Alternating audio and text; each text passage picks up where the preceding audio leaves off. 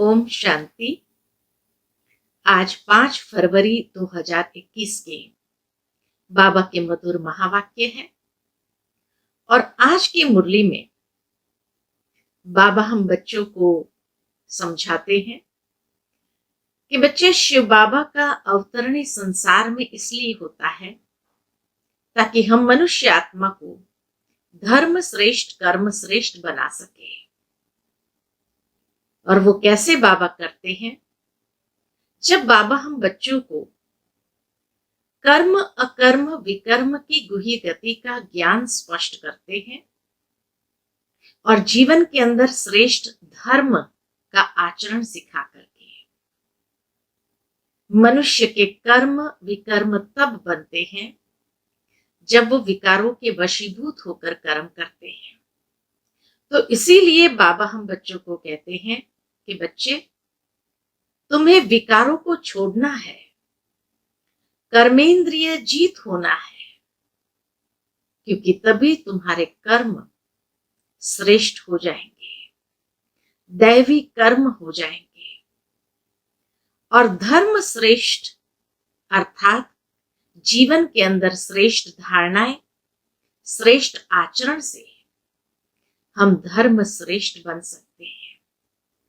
जितना दैवी गुणों की धारणा करते जाते हैं उतना ही हमारा जीवन बहुत सुंदर श्रेष्ठ बनता जाता है। तो सुनते हैं बाबा के मधुर महावाक्य। ओम शांति। मीठे बच्चे, यहां तुम्हारा सब कुछ गुप्त है, इसलिए तुम्हें कोई भी ठाठ नहीं करना है। अपनी नई राजधानी के नशे में रहना है, अर्थात जैसे कहा जाता सादा जीवन उच्च विचार, ठीक इसी तरह बाबा हम बच्चों को कहते हैं तुम्हें कोई ठाठ से नहीं रहना है, सादा जीवन हो लेकिन ज्ञान युक्त विचार बहुत श्रेष्ठ हो। आज के मुरली का प्रश्न है, श्रेष्ठ धर्म और दैवी कर्म की स्थापना के लिए तुम बच्चे कौन सी मेहनत करते हो? उत्तर है, तुम अभी 5 विकारों को छोड़ने की मेहनत करते हो, क्योंकि इन विकारों ने ही सबको भ्रष्ट बनाया है। तुम जानते हो इस समय सभी दैवी धर्म और कर्म से भ्रष्ट है। बाप ही श्रीमत देकर श्रेष्ठ धर्म और श्रेष्ठ दैवी कर्म की स्थापना करते हैं। तुम श्रीमत पर चल बाप की याद से विकारों पर विजय पाते हो। पढ़ाई से अपने आप को राज तिलक देते हो। आज की मुरली का गीत है, तुम्हें पाके हमने जहां पा लिया। ओम शांति। मीठे मीठे रूहानी बच्चों ने यह गीत सुना। रूहानी बच्चे ही कहते हैं कि बाबा, बच्चे जानते हैं ये बेहद का बाप बेहद का सुख देने वाला है, अर्थात वह सभी का बाप है। उनको सब बेहद के बच्चे आत्माएं याद करते रहते हैं, किस न किस प्रकार से याद करते हैं, परंतु उनको ये पता नहीं है कि हमको कोई उस परमपिता परमात्मा से विश्व की बादशाही मिलती है। तुम जानते हो हमको बाप जो सत्युगी विश्व की बादशाही देते हैं वह अटल अखंड अडोल है। वह हमारी बादशाही 21 जन्म कायम रहती है। बाबा से जो बादशाही हमें मिलती है, बाबा के 21 जन्म कायम रहती है। सारे विश्व पर हमारी राजाई रहती है, जिसको कोई छीन नहीं सकता, लूट नहीं सकता।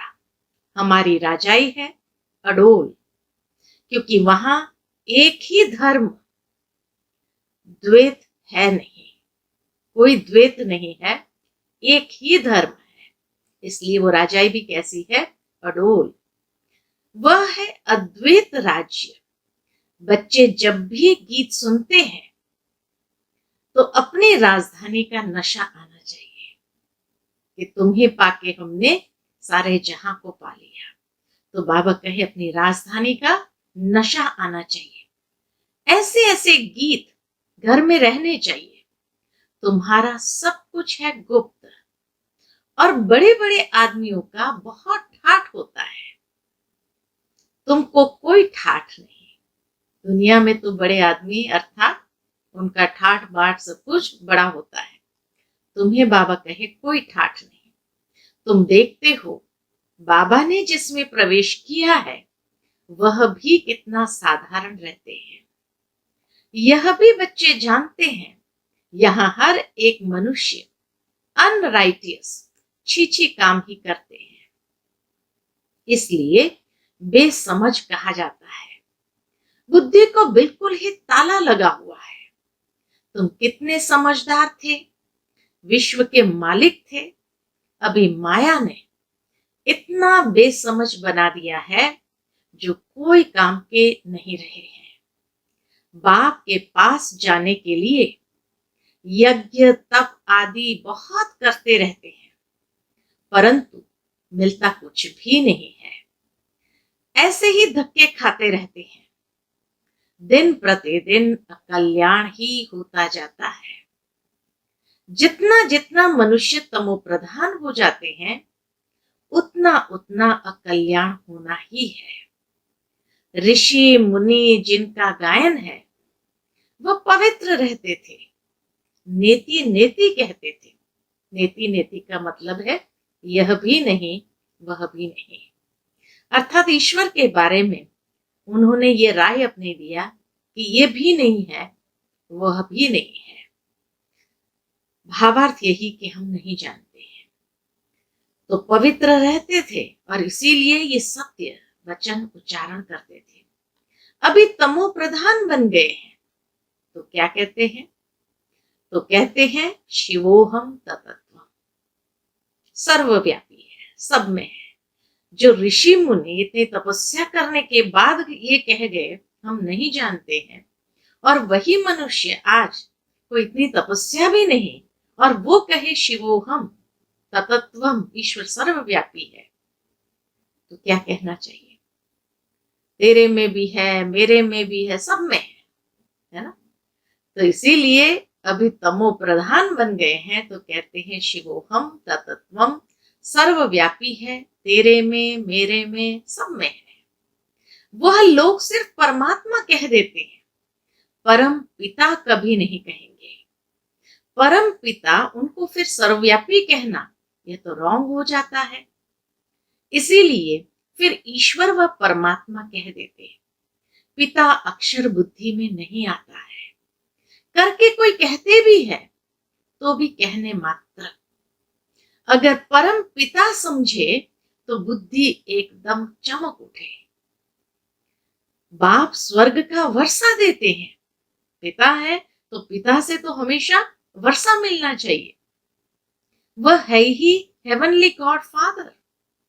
फिर हम नर्क में क्यों पड़े हैं? अब हम मुक्ति, जीवन मुक्ति कैसे पा सकते हैं? यह किसकी भी बुद्धि में नहीं आता। आत्मा पतित बन पड़ी है। आत्मा पहले सतो प्रधान समझदार होती है, फिर सतो रजो तमो में आती है, बेसमझ बन पड़ती है। अभी तुमको समझ आई है। बाबा ने हमको ये स्मृति दिलाई है। जब नई दुनिया भारत था तो हमारा राज्य था, एक ही मत, एक ही भाषा, एक ही धर्म, एक ही महाराजा महारानी का राज्य था। फिर द्वापर में वाम मार्ग शुरू होता है, फिर हर एक के कर्मों पर मदार हो जाता है। कर्मों अनुसार एक शरीर छोड़ दूसरा लेते हैं। अभी बाप कहते हैं मैं तुमको ऐसे कर्म सिखलाता हूं। बाबा कहते हैं अब मैं तुमको ऐसे कर्म सिखाता हूं जो 21 जन्म तुम बादशाही पाते हो। बल वहां भी हद का बाप तो मिलता है, परंतु वहां यह ज्ञान नहीं रहता कि यह राजाए का वर्षा बेहद के बाप का दिया हुआ है। फिर द्वापर से रावण राज्य शुरू होता है, विकारी संबंध हो जाते हैं, फिर कर्म अनुसार जन्म मिलता है। भारत में पूज्य राजाएं भी थे तो पुजारी राजाएं भी हैं। सतयुग त्रेता में सब पूज्य होते हैं, वहां पूजा व भक्ति कोई होती नहीं। फिर द्वापर में जब भक्ति मार्ग शुरू होता है तो यथा राजा रानी तथा प्रजा पुजारी भगत बन जाते हैं। बड़े से बड़ा राजा जो सूर्यवंशी पूज्य था वह पुजारी बन जाते हैं। अभी तुम जो वाइसलेस बनते हो उसकी प्रारब्ध 21 जन्म लिए हैं। अब जब वाइसलेस बनते हैं तो बाबा के उसकी प्रारब्ध 21 जन्म लिए हैं। फिर भक्ति मार्ग शुरू होता है, देवताओं के मंदिर बनाकर पूजा करते रहते हैं। यह सिर्फ भारत में ही होता है। 84 जन्म की कहानी जो बाप सुनाते हैं वह भी भारतवासियों के लिए है, और धर्म वाले तो आते ही बाद में हैं। फिर तो वृद्धि होते होते ढेर के ढेर हो जाते हैं। वैरायटी, भिन्न भिन्न धर्म वालों के फीचर्स हर एक बात में भिन्न भिन्न हो जाते हैं। द्वापर के बाद सारी सृष्टि के अंदर भिन्नता, हर बात में भिन्नता आ जाती है। सतयुग त्रेता में एकता, तो हर एक बात में भिन्न भिन्न हो जाते हैं। रस्म रिवाज भी भिन्न भिन्न होती है। भक्ति मार्ग के लिए सामग्री भी चाहिए। जैसे बीज छोटा होता है, झाड़ कितना बड़ा है। झाड़ के पत्ते आदि गिनती नहीं कर सकते, वैसे भक्ति मार्ग का भी विस्तार हो जाता है। ढेर के ढेर शास्त्र बनाते जाते हैं। अब बाप बच्चों को कहते हैं यह भक्ति मार्ग की सामग्री सब खत्म हो जाती है। अब मुझ बाप को याद करो। भक्ति का प्रभाव भी बहुत है ना। बाबा के भक्ति का प्रभाव भी बहुत है ना। कितनी खूबसूरत है भक्ति भी, कितनी खूबसूरत है। कौन सी खूबसूरती है भक्ति की। नाच तमाशा गायन आदि कितना खर्चा करते हैं। अभी बाप कहते हैं मुझ बाप को और वर्षे को याद करो। इतना सिंपल बाबा आकर के बताते हैं। आदि सनातन अपने धर्म को याद करो। अनेक प्रकार की भक्ति जन्म जन्मांतर तुम करते आए हो। सन्यासी की आत्माओं के रहने का स्थान तत्व को परमात्मा समझ लेते हैं। ब्रह्म व तत्व को ही याद करते हैं। वास्तव में सन्यासी जब सतो प्रधान है तो उन्हों को जंगल में जाकर के रहना है शांति में। ऐसे नहीं कि इन्हों को ब्रह्म में जाकर लीन होना है।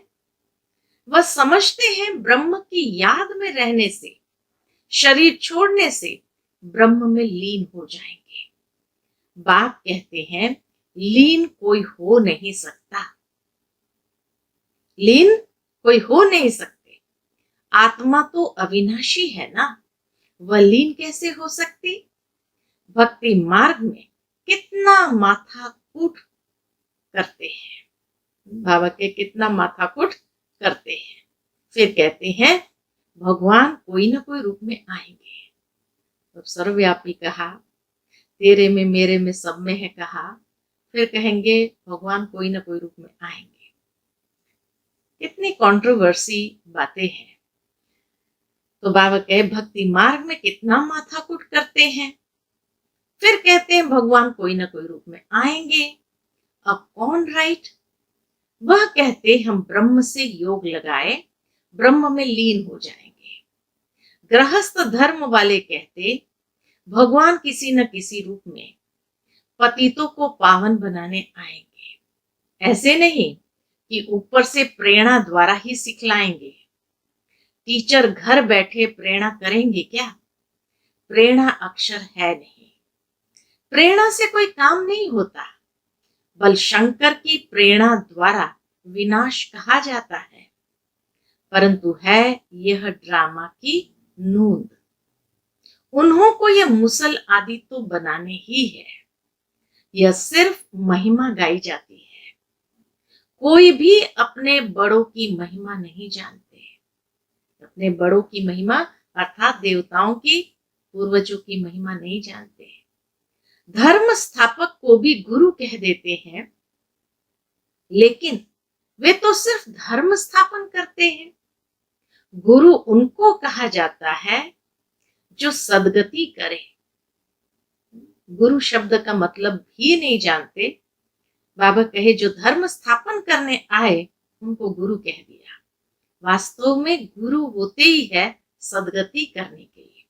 तो गुरु उनको कहा जाता जो सदगति करे। वह तो धर्म स्थापन करने आते हैं, उनके पिछाड़ी उनकी वंशावली आती रहती है। सदगति तो किसकी करते ही नहीं, तो उनको गुरु कैसे कहेंगे? गुरु तो एक ही है जिसको सर्व का सदगति दाता कहा जाता है। भगवान बाप ही आकर सबकी सदगति करते हैं, मुक्ति जीवन मुक्ति देते हैं। सदगति अर्थात मुक्ति जीवन मुक्ति देते हैं। उनकी याद कभी किससे छूट नहीं सकती। भल पति से कितना भी प्यार हो, फिर भी हे भगवान, हे ईश्वर जरूर कहेंगे, क्योंकि वही सर्व का सदगति दाता है। बाप बैठ समझाते हैं ये सारी रचना है, रचयिता बाप मैं हूं, सबको सुख देने वाला एक ही बाप ठहरा। भाई भाई को वर्षा नहीं दे सकते, वर्षा हमेशा बाप से मिलता है। तुम सभी बेहद के बच्चों को बेहद का वर्षा देता हूं। बाबा क्या कहते हैं? तुम सभी बेहद के बच्चों को बेहद का वर्षा देता हूं, इसलिए ही मुझे याद करते हैं। हे परम पिता क्षमा करो, रहम करो, समझते कुछ भी नहीं। भक्ति मार्ग में अनेक प्रकार की महिमा करते हैं। यह भी ड्रामा अनुसार अपना पाठ बजाते रहते हैं। बाप कहते हैं मैं कोई इन्हों के पुकारने पर नहीं आता हूं, यह तो ड्रामा बना हुआ है। बाबा का अवतरण ड्रामा अनुसार होता है। ड्रामा में मेरे आने का पाठ नूंदा हुआ है। अनेक धर्म विनाश, एक धर्म की स्थापना। आते भी किस लिए है बाबा? अनेक धर्म विनाश, एक धर्म की स्थापना। व कलयुग का विनाश, सतयुग की स्थापना करनी होती है। मैं अपने समय पर आप ही आता हूं। इस भक्ति मार्ग का भी ड्रामा में पार्ट है। अभी जब भक्ति मार्ग का पार्ट पूरा हुआ, बाबा कहे अभी जब भक्ति मार्ग का पार्ट पूरा हुआ तब मैं आया हूं। नेचुरल है कि बाबा का आने का समय ड्रामा अनुसार है, लेकिन किस समय पर अवतरित होते? तो अभी जब भक्ति मार्ग का पाठ पूरा हुआ तब आया हुआ हूं। बच्चे भी कहते हैं अभी हम जान गए, 5000 वर्ष के बाद फिर से आपके साथ मिले हैं। कल्प पहले भी बाबा आप ब्रह्मा तन में ही आए थे। यह ज्ञान तुमको अभी मिलता है, फिर कभी नहीं मिलेगा। यह है ज्ञान, वह है भक्ति। ज्ञान की है प्रारब्ध, चढ़ती कला।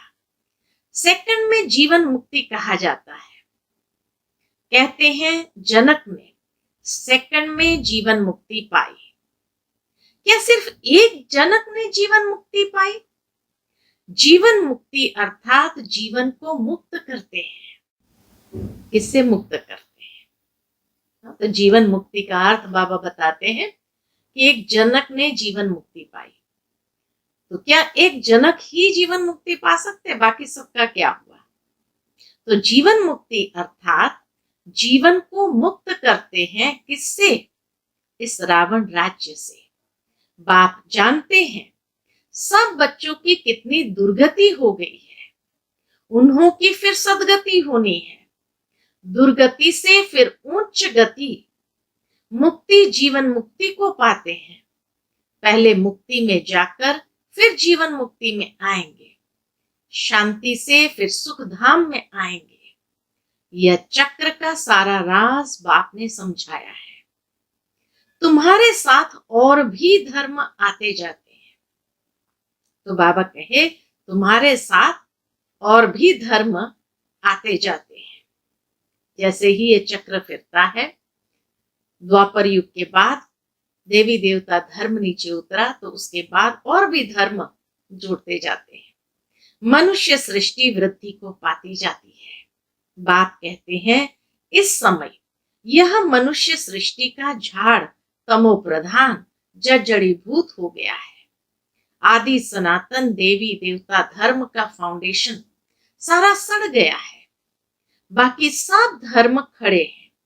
भारत में एक भी अपने को आदि सनातन देवी देवता धर्म का समझता नहीं है देवता धर्म के, परंतु इस समय यह समझते नहीं है हम आदि सनातन देवी देवता धर्म के थे, क्योंकि देवताएं तो पवित्र थे। समझते हैं हम तो पवित्र है नहीं, हम अपवित्र पतित अपने को देवता कैसे कहलाएं। यह भी ड्रामा के प्लान अनुसार रस्म पड़ जाती है। इस बात की रस्म पड़ जाती है हिंदू कहलाने की। आदमशुमारी में भी हिंदू धर्म लिख देते हैं। पॉपुलेशन की गिनती जब होती है तो उसमें भी बाबा के हिंदू धर्म के लिख देते हैं। बल गुजराती होंगे तो भी हिंदू गुजराती कह देंगे। उन्हों से पूछो तो सही कि हिंदू धर्म कहां से आया, तो कोई को पता नहीं है, सिर्फ कह देते हमारा धर्म कृष्ण ने स्थापन किया। कब कहेंगे? द्वापर में। द्वापर से ही ये लोग अपने धर्म को भूल हिंदू कहलाने लगे हैं। इसलिए उन्हों को दैवी धर्म भ्रष्ट कहा जाता है। वहां सब अच्छा कर्म करते हैं। कहा? सतयुग त्रेता युग में सब अच्छा कर्म करते हैं, यहाँ सब छीछी कर्म करते हैं। इसलिए देवी देवता धर्म भ्रष्ट कर्म भ्रष्ट कहा जाता है। अब फिर श्रेष्ठ धर्म श्रेष्ठ दैवी कर्म की स्थापना हो रही है। इसलिए कहा जाता है अब इन 5 विकारों को छोड़ते जाओ। यह विकार आधा कल्प से रहे हैं, अब एक जन्म में इनको छोड़ना, इसमें ही मेहनत लगती है। मेहनत बिगर थोड़ी विश्व की बादशाही मिलेगी। बाप को याद करेंगे तब ही अपने को तुम राजाई का तिलक देते हो, अर्थात राजाई के अधिकारी बनते हो। जितना अच्छी रीति याद में रहेंगे, श्रीमत पर चलेंगे, तो तुम राजाओं का राजा बनेंगे।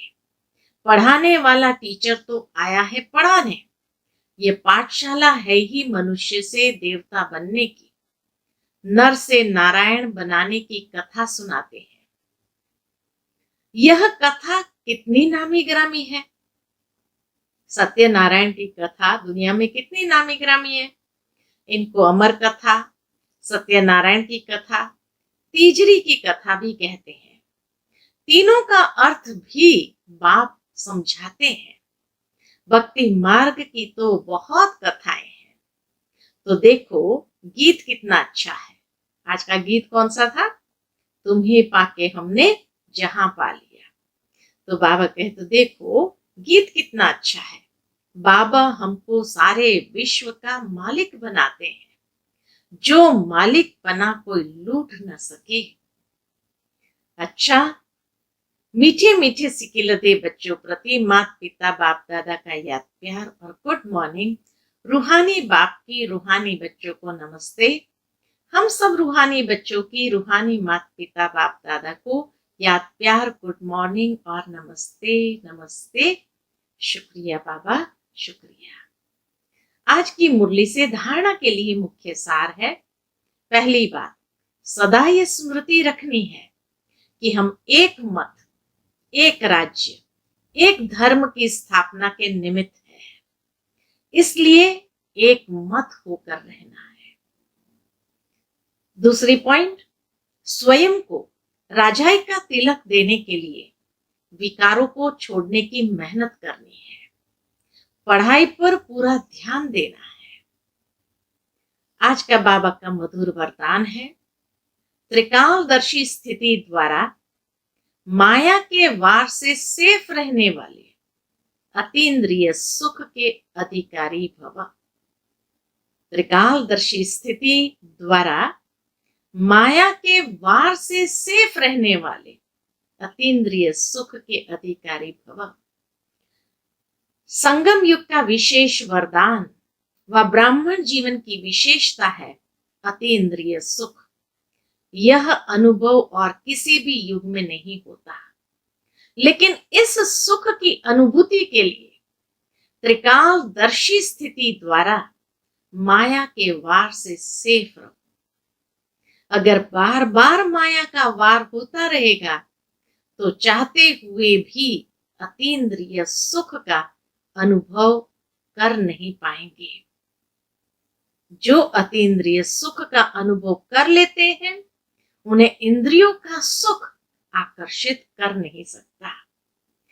नॉलेजफुल होने कारण उनके सामने वह तुच्छ दिखाई देगा। आज का स्लोगन है, कर्म और मनसा दोनों सेवा का बैलेंस हो। कर्म और मनसा दोनों सेवा का बैलेंस हो तो शक्तिशाली वायुमंडल बना सकेंगे। कर्म और मनसा दोनों सेवा का बैलेंस हो तो शक्तिशाली वायुमंडल बना सकेंगे। अच्छा, ओम शांति।